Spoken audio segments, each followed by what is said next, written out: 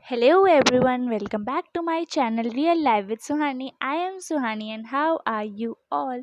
So आज की video start हो रही है मेरे प्रिपरेशन से ऑफ भेलपूरी। तो बेसिकली मुझे बहुत ज़्यादा भूख लगी हुई थी और जब भी मुझे बहुत ज़्यादा भूख लगती है और मेरा खाने का मन नहीं करता है तो मैं हमेशा भेलपूरी बना लेती हूँ। बहुत ही सिंपल और इजी रेसिपी और बहुत ज़्यादा हेल्दी होती है। कुछ नहीं होता है, बस इसमें अनियन एंड टमाटोज़ कट करके डाल दो, थोड़ा सा चाट मसाला, थोड़ी सी मिर्च, थोड़ा सा नमक और पफ्ड राइस यानी कि मुरमुरे और नमकीन को मिला के खा लो एंड बहुत बहुत बहुत ज़्यादा टेस्टी होती है। तो यहाँ पे मैंने अपने लिए और मम्मा के लिए बनाई थी क्योंकि हम दोनों को लगी हुई थी बहुत ज़ोर की भूख। तो उसके बाद ये नेक्स्ट डे है एंड मैंने स्टार्ट किया अपनी पढ़ाई। उस दिन मैं कुछ नहीं दिखा पाई ज़्यादा पढ़ाई के लिए क्योंकि मैंने ज़्यादा पढ़ाई की भी नहीं थी। और अभी मैं वन शॉट देख रही हूँ। किसका वन शॉट है ये? Complex number and quadratic equation maths का चैप्टर है, तो वही मैं यहाँ पे कंप्लीट कर रही हूँ उसे। तो गाइज अभी just I had completed my one shot of complex number and quadratic equations. Maths का चैप्टर है चैप्टर 4। तो वो अभी मैंने कंप्लीट कर लिया है एंड अभी टाइम देखिए 12 बजने वाली हैं एंड अभी तक I hadn't taken my shower. आज बिल्कुल मन नहीं था, बहुत ज़्यादा आलस आ रहा था। सो येस, एंड अभी मुझे करानी है अपनी मम्मी की हेल्प क्योंकि घर बहुत ज़्यादा हो रहा है मेसी। तो अभी मैं वो हेल्प कराऊंगी एंड उसके बाद देखते हैं क्या पढ़ाई करनी है। So let's just do it. So guys अभी मुझे पढ़नी है इंग्लिश एंड आई नो ये कोई पढ़ने का सब्जेक्ट नहीं है, तो मतलब एक दिन वाला सब्जेक्ट एक दिन में हो जाता है, बट स्टिल मैंने अभी तक ना एक भी बार नहीं पढ़ी है इंग्लिश और पढ़नी तो पड़ेगी क्योंकि पेपर ना सबसे पहला इंग्लिश का ही है। सो उस वजह से मुझे पढ़नी पड़ेगी और मुझे कोई भी आइडिया नहीं अभी सिलेबस क्या है। तो सबसे पहले देखते हैं कि सिलेबस क्या है और उसके बाद लेट्स स्टार्ट। सो गाइज अभी मैं पढ़ रही थी और ये देखिए यहाँ अचानक से तूफान आ गया, कितनी तेज़ हवा चलने लग गई। ये देखिए, ये देखो नीचे जो टेंट था वो उड़ गया गाइज, ये देखो।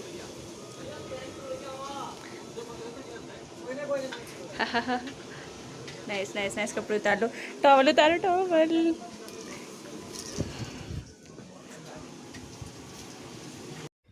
सो गाइस ये देखिए, ये इंग्लिश का सिलेबस है, मैंने सिर्फ इसका फ़ोटोग्राफ ले लिया था। तो बेसिकली इसमें आ रहा है,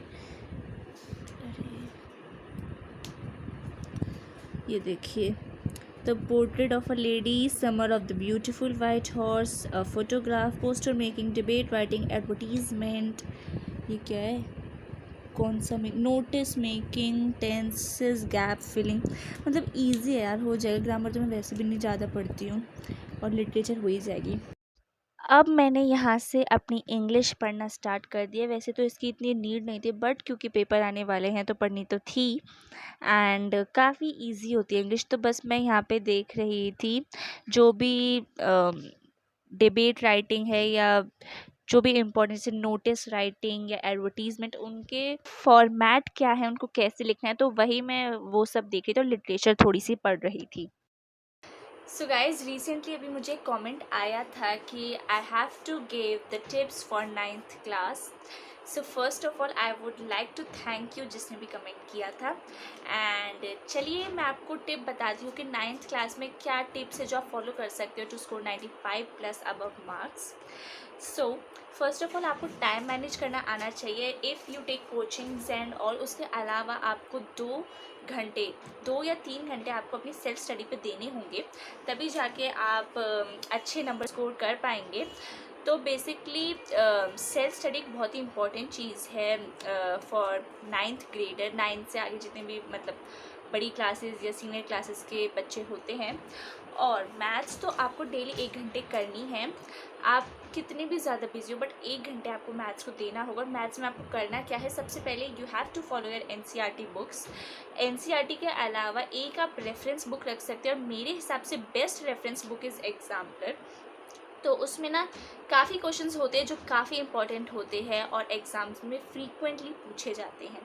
सो exemplar is the best book for maths and science, तो वो आप फॉलो करिए। और एमसीक्यू के लिए बेसिकली उसे इम्पॉर्टेंट रखिए, एमसीक्यू ज़्यादातर उसी में से पूछे जाते हैं। एंड नेक्स्टली फॉर वी मतलब for less important subjects like English and AIIT, Hindi, Sanskrit, तो इनके लिए ज़्यादा कुछ करने की ज़रूरत नहीं है। वो तो सिर्फ आप बुक पढ़िए, लिटरेचर प्रैक्टिस करिए। ग्रामर मैंने पर्सनली कभी ग्रामर नहीं पढ़ी, वो मेरी तुक्के से आ जाती थी। सो बेसिक नॉलेज होनी चाहिए ग्रामर की, और बाकी इंग्लिश हो जाती है। क्वेश्चन आंसर्स लर्न करने की ज़रूरत नहीं है, आप बुक पढ़िए और स्टोरी को समझिए, कंसेप्ट को समझिए, सब हो जाता है। एंड अगर बात करें AI और IT की, तो इसमें मैंने AI ले रखी थी अपने 9th और 10th में, तो मुझे IT की ज़्यादा नॉलेज नहीं है। बट AI में हम क्या कर सकते हैं, AI में जब मैंने पेपर दिया तो प्रोग्रामिंग नहीं आई थी फाइनल में। प्रोग्रामिंग बहुत कम आती है और नहीं आती, थ्योरी चीज़ें ज़्यादा आती हैं। तो बस आपको कंसेप्ट को समझना है, बहुत ईजी हो गया AI तो, बहुत ईजी। और एक सीक्रेट टिप बताऊं, AIIT में ज़्यादा मेहनत करने की ज़रूरत नहीं, क्योंकि बोर्ड्स में जब मैंने पेपर दिया उसके बाद मुझे पता चला कि AI के नंबर जुड़ते ही नहीं हैं। सो ये एक सीक्रेट पर्सनल सी चीज़ है, टू यू नो व्हाटएवर। तो मतलब अगर आप पढ़ना चाहें तो बहुत अच्छी बात है, बट मैंने मतलब पढ़ी बहुत थी, बट उसके नंबर नहीं जुड़े थे। सो AIIT Hindi Sanskrit is very simple, ये तो इसमें तो कुछ करने की ज़रूरत नहीं है, ये तो आराम से आ जाते हैं। मेरे 9th क्लास में संस्कृत में 78 थे और 10th में 80 थे। सो ये इजी है, ये हो जाता है। अगर हिंदी ले रखी है वेल एंड गुड, संस्कृत ले रखी है तो भी वेल एंड गुड, दोनों बहुत इजी होते हैं। The last subject which is remaining, जो मैं लास्ट के लिए रखना चाहती हूँ, वो है SST। तो सबसे पहले SST का मुझे नहीं लगता कोई ट्यूशन लेता होगा या कहीं जाता होगा ट्यूशन के लिए। SST तो ऐसा सब्जेक्ट है जो खुद से ही करना होता है। And the best sir is, as you all know, Dikhraj sir. वो बहुत अच्छा पढ़ाते हैं, तो उनसे अगर आप पढ़ेंगे ना तो सब कुछ हो जाएगा क्रिस्टल क्लियर। बेसिकली मुझे SST बहुत ही गंदा सब्जेक्ट लगता था और मुझे उसमें कुछ भी समझ नहीं आता था। मैंने रो रो के SST पढ़ी है।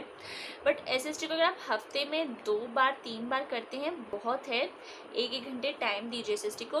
रात को बेसिकली क्या करते हैं लोग, मतलब मैंने जैसा बहुत लोगों को नोटिस किया है, वो लोग रात को SST पढ़ते हैं, जिससे उसे एक स्टोरी के फॉर्म में लेते हैं और उसे बहुत अच्छे से समझ लेते हैं। मैंने तो NCERT पढ़ी भी नहीं थी, मैंने तो सिर्फ बुक वो क्वेश्चन आंसर्स पढ़े थे।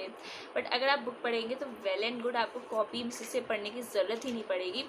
तो बुक पढ़िए। और NCERT को बस एक सजेशन जो सबसे इम्पॉर्टेंट है, NCERT को ज़्यादा से ज़्यादा फॉलो कीजिए, क्योंकि NCERT is the most important thing to score good marks.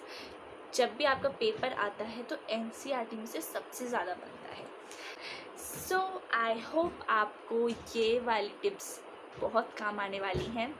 So this is all for this video. Like, share and subscribe. मिलते हैं नेक्स्ट वीडियो में। Bye bye.